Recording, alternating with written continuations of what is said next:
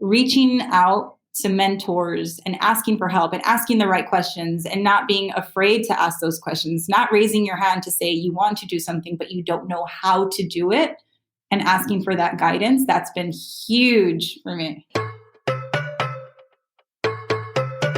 You're listening to the Real Estate Sessions. I'm your host, Bill Risser. Listen in as I interview leaders in our industry, getting their stories and their journeys to the world of real estate. Hi, everybody, and welcome to episode 254 of the Real Estate Sessions podcast. As I always say, thank you so much for tuning in. Thank you so much for telling a friend. It's how we continue to grow this show and reach more people interested in what's happening with the leaders in the real estate industry. This week, I know I say this a lot, but I'm really excited for my guest. And this is someone who's doing some wonderful things in California. I'm talking about Jackie Soto. She's a partner and broker at eHomes in the Inland Empire of California. And she's very involved in the Woman Up organization. She's very involved with Inman. We're going to talk about all of that and a whole lot more. I can't wait to get started. Jackie, welcome to the podcast. Hi, Bill. Thank you for having me. I can't wait to talk to you. You make me laugh more than maybe any other realtor in the country. And I love that. I think that's a cool thing. Isn't that a cool thing? It is. It's one of the free things in life that is the best thing. So to be able to make someone laugh, it's even more that you've made that person laugh. That's more special than the person that's actually laughing. For me, that's so much more gratifying. I know that you grew up in California. You're a LA girl, and I grew up in San Diego. So I had a rivalry with your city growing up in San Diego. But let's talk about being born and raised in Southern California. I know that, it's a little bit different for people that are other parts of the country. Talk about that a little bit. Yeah. So growing up in LA, I actually grew up in Southgate. If you're familiar with LA at all, it's a pretty larger city in LA County, right outside of South Central Los Angeles. Not the greatest neighborhood to grow up in. So growing up, I always knew that I wanted to move out of LA. I didn't know exactly where I was going, but slowly and surely made my way across Southern California into the Inland Empire, where I'm currently at right now. My mom is still in LA, still in Southgate. Love it there. I will never lose track of my roots. It is a big part of who I am. Actually want to start getting a lot more involved back into my home city moving forward. Looking forward to doing something really big out there. Stay tuned for that. I like the tease. That's good. Let me ask you this question. Inland Empire, for a guy who grew up in San Diego, for me, I went through there to get to Big Bear to go skiing, or I went through there to go to Vegas, right? But I want you to tell me, in your words, tell me what the Inland Empire is all about. Because we're talking Riverside, San Bernardino, Chino, a lot of those communities, right? What is it for those that don't know? So I'll simplify it in two ways. Huge misconception of living in Southern California is that it's not affordable. It's completely affordable, especially if you live in the Inland Empire. Huge conception that it's a lesser than area. It's been referred to as a place that may high crime, meth labs. That's a huge misconception of the Inland Empire. That's not it at all. And really simple. It's Riverside County and San Bernardino County. And it is one of the greatest places that I could have chosen to raise my family. Like, I love having my kids here. I love their schools. I love their teachers. I feel safe. I love the Inland Empire, and the bang that I get for my buck out here is huge. Now with COVID and everything going on, what do you think people are doing in the urban cities? I mean, LA County, where are they moving to? Yeah, they're heading your way, right? Yes. Yeah, I like it. So Rancho Cucamonga, the Quakes, is a team that plays, it's a minor league baseball team, Rancho Cucamonga Quakes. They're the Padres farm system. And I've been to that stadium quite a few times. You've got think about some of the areas. There's Fontana and Upland and Montclair and Claremont. Am I doing okay with some of those small cities that are all part of that area? Great cities. Those are really nice cities. Yeah. That's the what of the Inland Empire. Everyone wants to be in Rancho, Claremont. Those are beautiful cities to raise in the foothills, actually, you're talking about. And the Quakes specifically, that's a really great family park to visit. It's a great staple out here in the Inland Empire for people to visit. My son and I actually spent some time out there. YPN last year, we threw an event out there.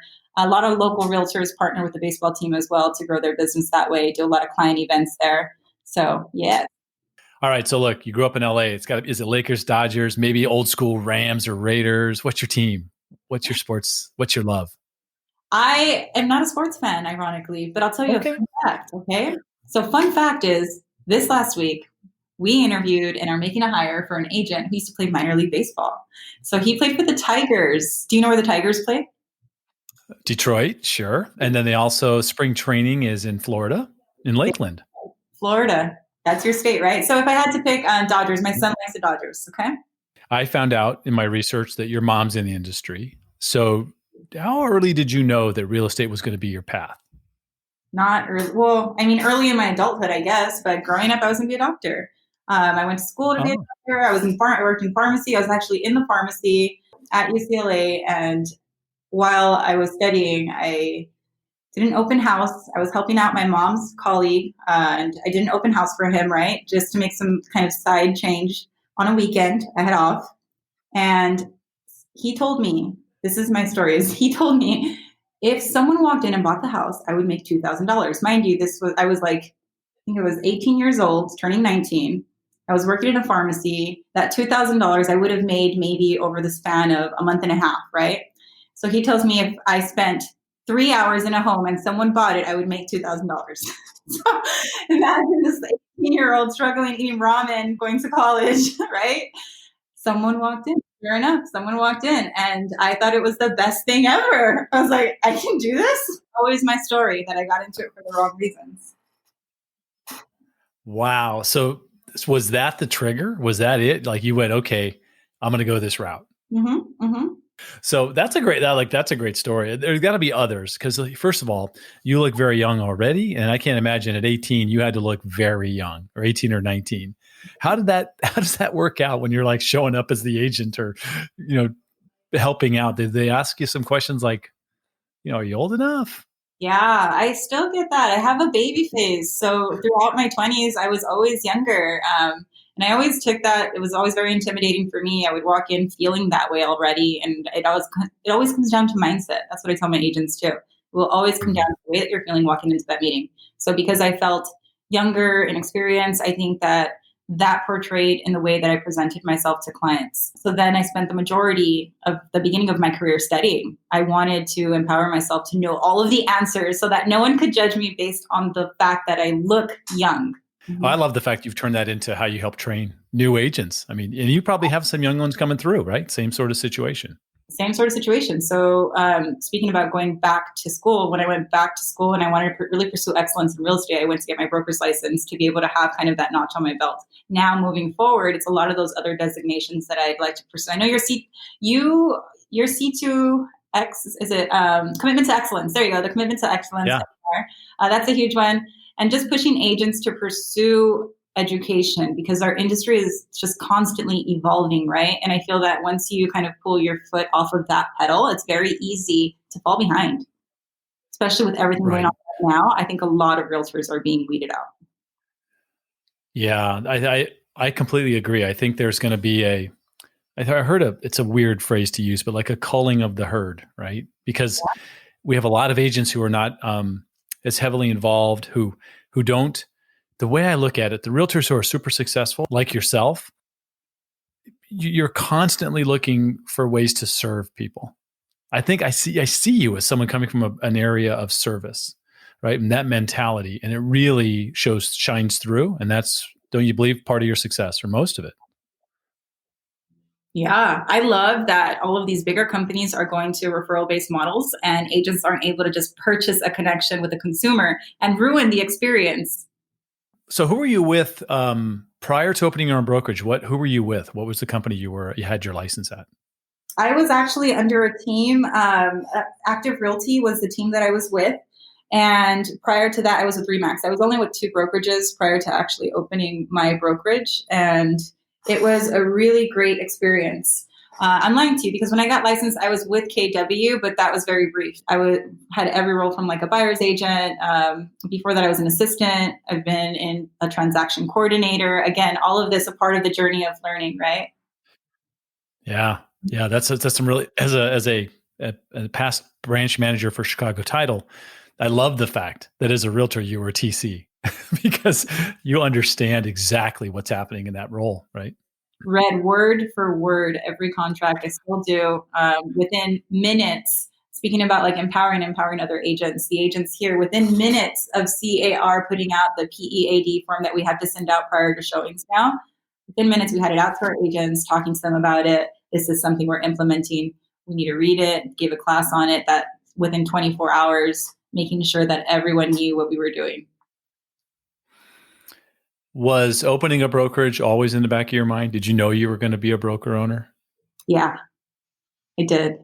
Yeah, I always knew that I was going to be a brokerage owner. The reason that I knew that is because I struggled so much in the beginning of my real estate career, right? And I always told myself once I found that key to success and I was able to learn how to build a business successfully, I wanted to carry that on to other agents. I wanted to empower them because I've been there. And I want to pass that on. I don't want agents wasting 5 years of their career because they don't have access to the proper resources. I think that's always a huge key to their success is that they don't have the access or they don't know how to access the resources that would help them build the career, right? Yeah, kind of that age-old problem. They go to real estate school and they don't learn anything really about selling real estate. Like what it's really what building a business is all about, right? Yeah, yeah. So that's always been super important to me, especially women in the industry, Latinas in the industry, bringing diversity out. I have a huge passion for that. I think it's intimidating for some people and they can overthink it. Just like when I thought, oh, I'm too young, I think other people have other self-perceived barriers in front of them that I want to help them overcome. Was it just your mindset and your desire and your drive that pushed you through any issues there might have been? Because I would think there'd be challenges to Mm-hmm. be a Latina woman trying to, open your own brokerage, or were you just like, nope, not gonna let it happen. This is how it's gonna be. Well, Bill, in addition to, it's not always just that one person. It'll never be just that one person. And if they do it, you're lying to them because it's been a village of amazing people in my life, including all of our Inmanville family, right, Bill? Even you, Yeah. me on here to elevate me. Thank you. Deborah Trapin, Women Up, Sarah Sudachan, Women Up. I almost closed my doors at Divergent until I sat with Sarah one day and she gave me every reason not to shut my doors. And I'm so thankful that I didn't. So it's truly been reaching out to mentors and asking for help and asking the right questions and not being afraid to ask those questions, not raising your hand to say you want to do something, but you don't know how to do it and asking for that guidance. That's been huge for me. As you mentioned earlier, you'll be doing the same thing for someone in a few years Yeah. that's behind you trying to do the same thing. You'll be that mentor. I promise all of my mentors, whatever they pour into me, that I will pour into someone else. Let's talk about the original opening of Divergent, though. What was your thought process there? I love the name, by the way. I'd love to hear kind of your thought process. It circles back to what I just said about growing realtors. I feel that bigger franchise brokerages that they can place an agent in a box for this agent to grow their business the way that the brokerage does, which it's great. But I wanted to help agents develop where they felt most natural because where it's natural for them to grow, they're going to flourish. They're just going to have to water that, that soil and they're going to grow into great agents. Some people are great on the phones. Yes, you can find a brokerage that will teach you to be great on the phone. Some people are great with their sphere. They have a really great sphere. I will teach you how to generate leads through your sphere. Some people are great with agent to agent business, right? They build that referral network through networking out nationally. And that's great. I can teach you how to do that too. What do you enjoy to do? Because at the end of the day, when you're doing that, you're going to succeed. Let's talk about what's happened recently. It was about a year ago, maybe roughly. I want to talk about eHomes and what you're doing there and how that all came about. We launched in January. This is my baby number 2, half of my baby number 1. So yeah, Divergent Realty was growing very quickly. We were approached by several larger companies to do either a merge or a franchise, do something collaboratively in the industry, right? And I've always been all about collaboration. I realized leading Divergent alone was getting me somewhere, but it wasn't going to get me to the heights and the places that I wanted to get. I would need to collaborate someone or something, right? I feel that we're more powerful together than we are alone. And I was very intentional about who I partnered with and what company I partnered with. When I met Elmer initially, we were competing for a listing, funny enough. Yeah, we were competing for a listing, and it was from an online lead. I was beginning to work heavily with online lead space. And so several conversations, it was about 6 months last year, 6 months of conversation, 6 months to a year of us kind of just sharing our vision and where we thought the industry was going and what we wanted to be bold enough to do, but didn't think that we can do alone. Again, there's that like self-perceived barrier, right? So coming together, pushing each other, we said, let's just do it. Let's be bold about it. Let's build an army. Let's help agents develop. And yeah, sure enough, we spent 3 to 6 months with our brand strategist, really defining and digging deep who our ideal agent was, who our ideal client was, and what mission we had in this world. So then we launched eHomes. Yeah, that discovery process, right, that you went through, it's pretty intense, right?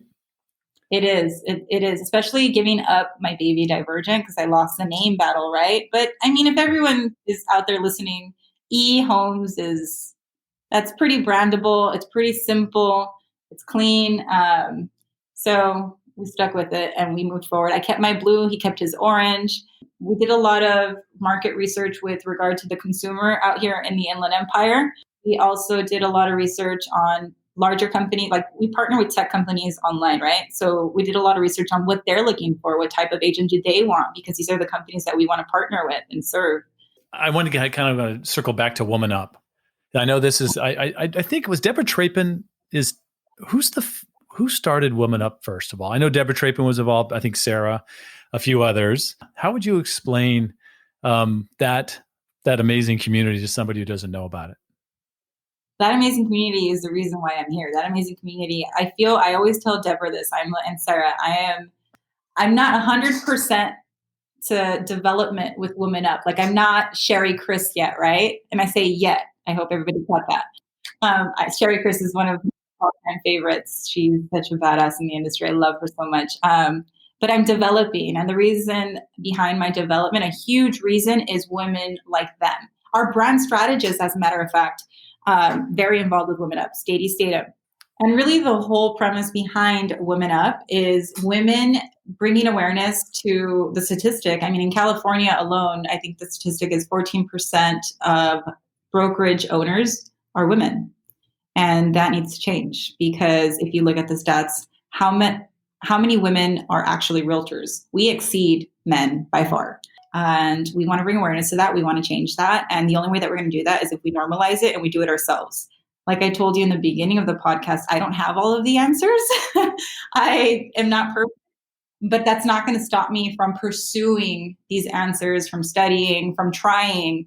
And I want to do it for the people after me, for the women after me, to be able to see that you can do it. If I can do it, I want them to see it and say, if Jackie can do it, I can do it. I really do. Because looking at women like Sherry Chris and Deborah Trapin and Sarah, what they're doing, I don't want it to be done in vain. I really want to help spread that word. And I want women across the nation to hear it, to get involved in leadership, especially for my daughters, right? Like you look at your kids and you're like, I want you to know that you can do anything. And if I'm a part of that, even better. If it's because you saw mommy do it, even better. You are very techie. You might not think you are, but you're very techie. Because most people go, I'm not that techie. But let's talk about, what are you doing with your team now? What are you doing with I know you're right in the middle of bringing some new agents on board. So when you're talking about technology, what do you talk about? Yeah, technology is everything at eHomes. So, here's a great fun fact. The E in eHomes does not stand for Elmer. The E in eHomes. When Elmer had first started his team initially, he had made the decision that he wanted to work with the online consumer. And at the time, this was 2007, 6, Internet Explorer, if you look at the Internet Explorer logo, the little E, so, and the e-commerce, right? So eHomes was born after that. So technology has been huge for us. We believe that technology is a tool, such a great tool for consumers, for agents, for escrow, for title, for every human being. We can use tech in a great way. Now at eHome specifically, we use technology to connect with consumers. So we're partnered with companies like Open Door, Zillow. We now are venturing out into realtor.com. And these huge tech companies are partnering, right, with agents, the best agents, to connect with the consumer, which is always our North Star, and provide a great consumer experience. I told you earlier, they're leaning towards referral-based model because they realized selling a client to an average Joe that you don't know what the consumer experience is going to be like isn't probably the best model for you because it's going to fall back on you, right? The referral partner. Also using technology to streamline processes with regard to transaction coordinating. We use heavily our Google Drive. Our Google Drive, we implement a lot of Google Forms that will pull the data from agent to the transaction coordinator. We use it a lot for tracking. Brokerment is where we store all our files and we do all of our brokerage management, accounting, reports, all that. We use Glide for all of our disclosure process. CAR just partnered with them and collaborated with them. So did CRMLS for the PEADs. That was also something that we implemented right away within 24 hours of them launching that partnership with CRMLS. And what that partnership does, it just streamlines process. It cuts time between you and getting the appointment set, which helps the consumer, especially in a rapid paced market like today, where the house is going to be gone tomorrow, right? We use everything. We use showing time for appointments. Now Zillow's using showing time. They have an integration with them. Any technology that will help us better serve the consumer, our partners. We love technology. We believe it's a great tool. Yes. That's awesome. That's awesome. And so do you have that random agent who struggles with that? That's exactly what I wanted to talk about. And that's the fact that we have a very, very rigorous interview process. It's not just one, actually, it's 2 or 3 interviews that you go through to be a part of eHomes. We hire 3 out of 10 agents that apply to work at eHomes. And the biggest question for this, not the biggest, but one of the bigger questions is, are you comfortable with change?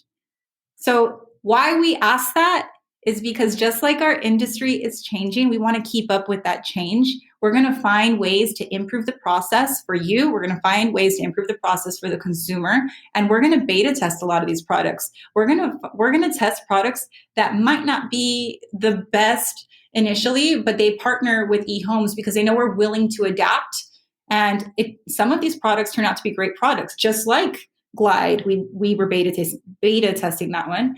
And just like Closio is a huge one we're using now, which will give great calendar integration to your consumer and the agent. It keeps everyone on track during the transaction. But that's something that we really enjoy doing, especially when these tech companies are like starting up, because that's the time where they're more adapt to change and take your feedback, right? They'll take the feedback from the brokerage and we're like, well, and they want to hear it from you, the agent. They really want to hear it from the person that's actually using it.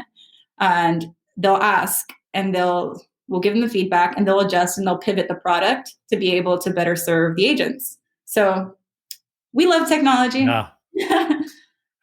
I love that. We're recording this during the pandemic, and in California, you were hard hit. Florida, we were hard hit. How are things going? How are you? How are you able to keep things going through? You had some very severe restrictions that some other states didn't have. We really don't have very many severe restrictions. We were shut down for a little bit. I feel that if you know the laws, you know the regulations, you're going to be fine. So in California specifically, to show, I mean, we can't do open houses, but truthfully, an open house, I don't feel sells a home. I feel that an open house is more for an agent to generate more business, right? And if you can't do that to prevent the spread of COVID, you're not going to do that. I think it's just about being smart about what you're doing. There's great regulations and forms now built into your CAR forum in your library to protect you, to protect your seller, and to protect your buyer. So being a part of a brokerage or you yourself taking the time to study these forms is huge.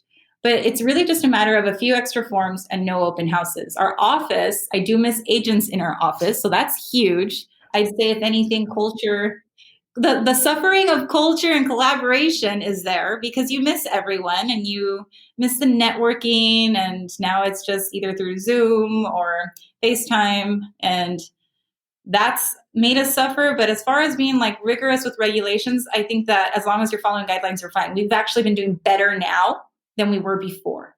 Why? Because now, here's another reason. We did have some agents that came on prior to us really defining our business model that were a little bit less adapted to technology, right? But through this, they've had to pivot and had to adopt this new technology.